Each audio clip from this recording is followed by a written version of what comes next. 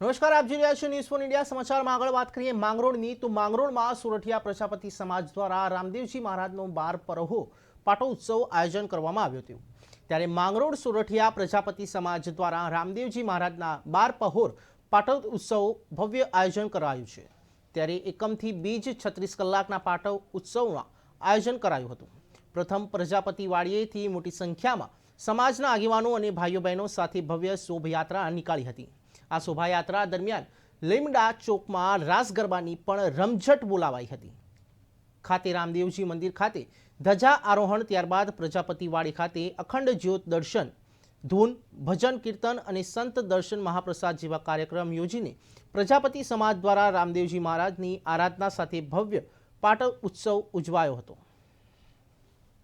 પ્રજાપતિ જ્ઞાતિ મંડળની વાડીએથી ટાવર ચોક થાય, લીમડા ચોક જેલ રોડ થાય અને રામદેવજી મહારાજના સાનિધ્યની અંદર ધજા ચડાવી અને પ્રસાદ ચડાવવાનું આયોજન કરવામાં આવ્યું। આજે માંગરોળ સમાજની અંદર સોરઠિયા પ્રજાપતિ જ્ઞાતિ મંડળ દ્વારા આજે 12 કોરા પાટની અંદર જ્યોત પ્રાગટ્ય છે અને આ જ્યોત પ્રાગટ્યની અંદર ધૂન મંડળ, સત્સંગ મંડળ અને 36 કલાક ભોજન મહાપ્રસાદનું પણ આયોજન કરવામાં આવ્યું। જેની અંદર આજે માંગરોળની સમાજમાં હિન્દુત્વ એટલે બધાએ તમામ જ્ઞાતિના આગેવાનોએ, ગ્રામજનોએ, પોલીસ સ્ટાફ દરમિયાન તથા હોમગાર્ડ અને પત્રકાર મિત્રોએ સાથ સહકાર આપી અને આજના આ અમારા પ્રસંગની અંદર આ બધાનો સાથ સહકાર આપવામાં આવેલ છે। એ બદલ હું સોરઠિયા પ્રજાપતિ જ્ઞાતિ મંડળના પ્રમુખ અને મંડળ વતી વાત કહુંનો સહકાર માનું છું। બોલો દ્વારિકા।